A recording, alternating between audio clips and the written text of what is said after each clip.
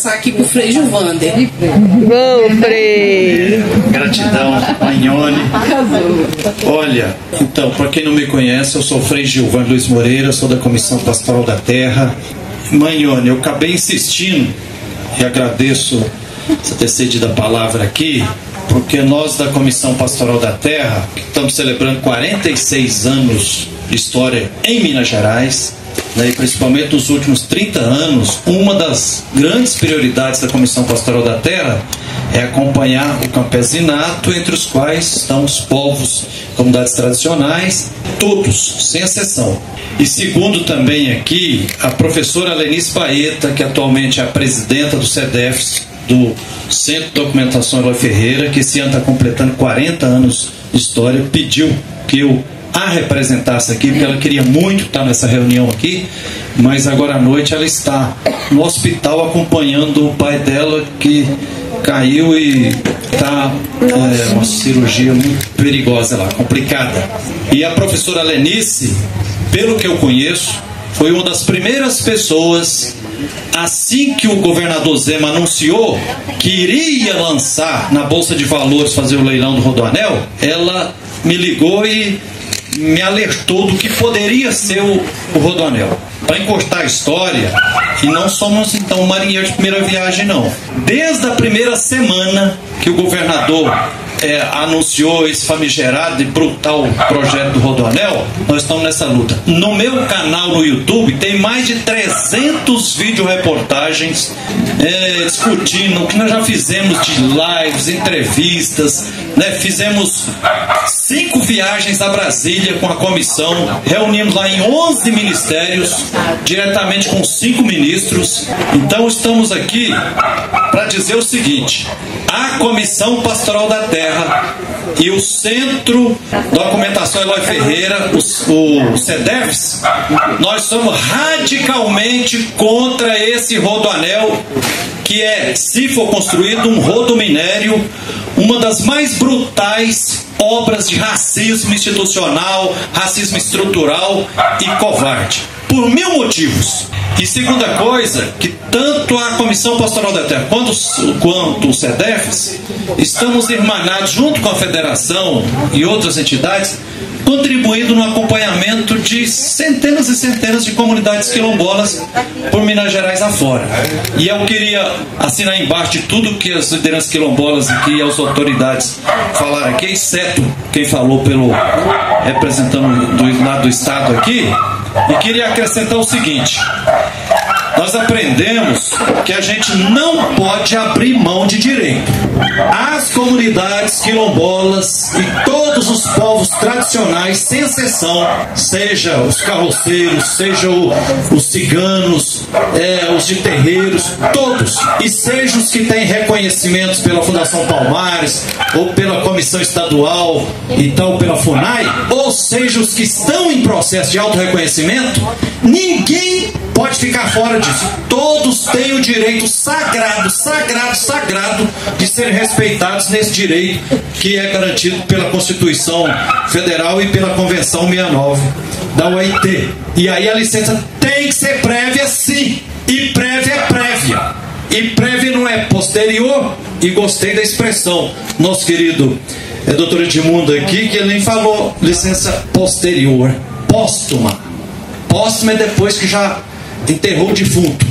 E tem que ser livre, livre, livre. E livre é livre. Livre não é como o governador Zema e CEINFRA e toda a turma está empurrando goela abaixo. Além de ter má fé, está tendo intenção, professor Matheus, criminosa. E criminosa reincidente. Reincidente. E ela tem que ser informada. Informada é informada mesmo. Por isso é que nesses 300 vídeos que nós já colocamos, já fizemos um monte de audiências públicas, né? Tem técnicos de todas as áreas que já demonstraram que não tem pé com cabeça essa obra. Ela é uma obra assassina. O primeiro motivo é isso. Muita gente ficou comprovada, e com isso eu vou terminar, porque não pode ser tempo aqui, porque é injustiça.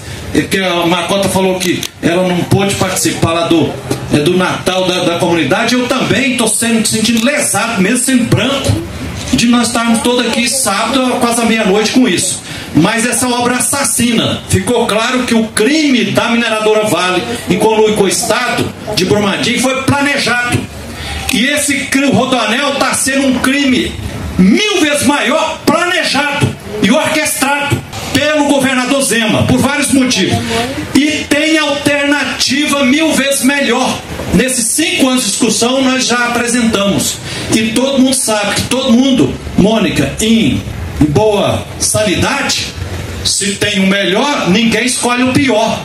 Já está por demais, inclusive num seminário que nós fizemos na UFMG, com representação de todos os áreas, professores da área de história, da arqueologia, da geologia, da física, da biologia, de todas as áreas, dizendo, olha, tem 4 obras que precisam ser feitas e que são legítimas e necessárias para se resolver a mentira que o governo fica falando para resolver o problema de mobilidade. Para resolver isso tem que fazer, primeiro, tem que resgatar o transporte de passageiros através de trens, realidade que tinha até 50 anos atrás, quando as quase 32 cidades da região metropolitana de Belo Horizonte, o povo circulava nos trens. Isso tem que ser feito. Segunda obra, viável, ética e democrática, que todas as forças vivas dos movimentos sociais da sociedade civil estão apontando. Tem que fazer a ampliação do metrô com as 8 ou 10 cidades da região metropolitana e voltar a ser público. Isso é possível e necessário. Só a Prefeitura de Belo Horizonte passou de uma tacada no meio da pandemia 525 milhões de reais e o metrô foi vendido por 25 milhões. Então só a Prefeitura de Belo Horizonte podia ter comprado o metrô 20 vezes mais. Então é possível fazer isso para resolver a mobilidade. Terceiro, o Zema engavetou, está na gaveta do governo de Minas, projeto, isso tem prova, nós já divulgamos, mostramos lá para os 11 ministros, lá junto com a Macota, estava conosco lá em Brasília, lá, o ex-governador Fernando Pimentel pagou 10 milhões, doutor Edmundo, para uma consultora, uma empresa, fazer um projeto para ver se era viável duplicar o anel rodoviário. E provou que é possível sim. E tem técnicos da área nossa que são contra o Rodoanel que mostra, pode duplicar, seja na lateral ou fazendo um primeiro andar, conforme tem no Rio de Janeiro, tem em São Paulo e outras capitais. Quarta obra, melhorar o sistema. Então é uma mentira criminosa, capitalista. Foi perguntado aqui, eu acho que a doutora... Deixa eu só dar uma faltinha. É porque o anel viário, ele não é do Estado, ele é da União, ele é do DENIT.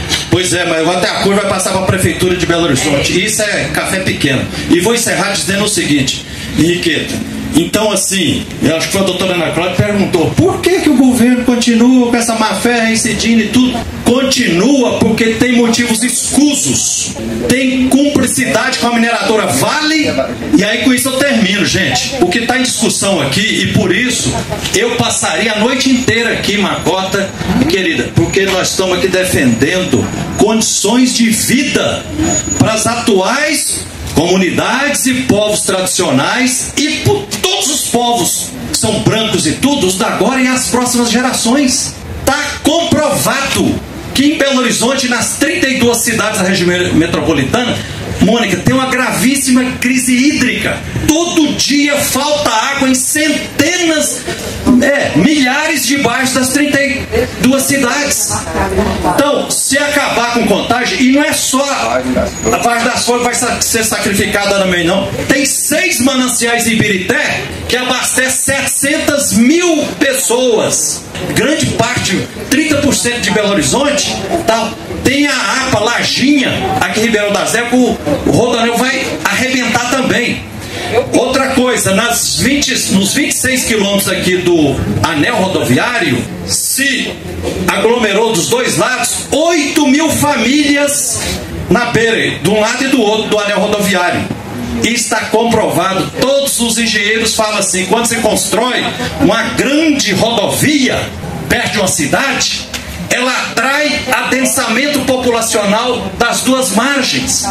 Então, se do lado do anel rodoviário tem 8.000 famílias assentadas dos dois lados, e nem governo estadual, nem a Justiça Federal não conseguiu ainda reassentar essas famílias, se continuar e fizer essa covardia, essa brutalidade desse rodominério, 106 quilômetros mais ou menos, quando ele estiver terminando, terá quase 100.000 famílias e ocupando dos dois lados. O que isso vai causar? Vai acabar com todas as áreas rurais de 12 municípios.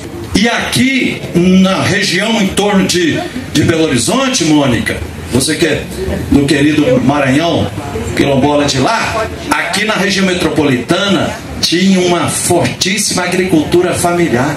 Por exemplo, só lá em Ibirité e Sarzedo são mais de 600 famílias da agricultura familiar lá. Se fizer o rodoanel, vai acabar com a agricultura familiar, vai acabar com as áreas rurais, vai conurbar, conectar as 20.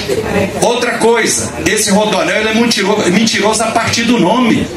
Em Belo Horizonte já fez o primeiro rodoanel, que era a Avenida do Contorno. A cidade cresceu, depois fez o anel rodoviário. Esse agora deveria ser o terceiro. Só que o rodoanel, o nome é mentiroso, não é rodo, é intranel. Porque se fosse para ser rodoanel, tinha que passar fora da região metropolitana. E ele passa rasgando brutalmente, sitiando e segregando 12 cidades, rachando as cidades no meio, sitiando os bairros, um absurdo. Então não tem cabimento. E outra coisa, você vai fazer uma coisa assim, de travessa, Belo Horizonte para cá, e vem o governo com a mentira dizendo que vai resolver o problema de transporte e mobilidade. Tinha que ser para cá sim. Depois, para concluir, outra covardia, é uma obra capitalista para gerar 60 milhões de reais só de pedágio para essa multinacional durante 30 anos. Esse aqui é o preço do pedágio, Mônica, que eles fazem assim, né? Falavam em 35 centavos por quilômetro. Aí vai piorar 1000 vezes, porque se vai pedagiar com o pedágio mais caro do Brasil, isso aí, todo mundo vai correr para passar no anel rodoviário. Daqui a pouco vai ter que pedagiar o anel rodoviário, a Avenida Amazônia, a Avenida Antônio Carlos, vai pedagiar todas as cidades de Belo Horizonte. Então, em nome da vida, eu queria reafirmar tudo que foi colocado aqui. É óbvio que pela Comissão Pastoral da Terra e o CEDEFS, nós estamos junto com a Confederação e com as comunidades, sempre abertas a dialogar e para ser consultadas, mas consultadas com verdade, de acordo com a Convenção 69, que tem que ser prévia. E aí, para concluir, então nós da CPT e do CEDEFS consideramos que o leilão foi ilegal, foi assassino, foi brutal. O contrato assinado foi ilegal, assassino, covarde, tem que ser cancelado. E essa licença prévia também é assassina, é ilegal, ela tem que ser cancelada. E depois, nós temos uma responsabilidade também, a gente não pode trair os irmãos, criar um péssimo precedente aqui em Minas Gerais, que depois os quilombolas e os povos comunitários do Brasil inteiro, aí os outros governos fascistas, extremistas lá vai dizer: ah, mas lá em Minas Gerais os quilombolas e os povos comunitários aceitaram a consulta prévia. Depois da consulta prévia, depois de fazer o leilão, depois de fazer assinar o contrato e tudo, agora vocês têm que aceitar aqui no Goiás, no Pará. Não podemos criar esse precedente. E temos, e foi bom que a doutora Ana Cláudia falou, temos a alegria que já tem um ministro do Supremo Tribunal Federal, Flávio Dino, que já decidiu, dizendo assim, ó: os quilombolas e os povos comunidades tradicionais, os indígenas, têm que ser respeitados e a convenção tem que ser respeitada. Então, que Deus abençoe. Eu já falei algumas vezes, e com isso, irmã, eu termino dizendo: essa obra do rodoanel é uma obra maldita, e por isso eu já excomunguei e excomungo de novo. Ela não vai começar, e se ela começar, ela não vai terminar, porque é uma obra capitalista, não é obra humana, não é obra para defender o povo e nem a biodiversidade. Obrigado. Se não vê nosso dinheiro, o Brasil perde.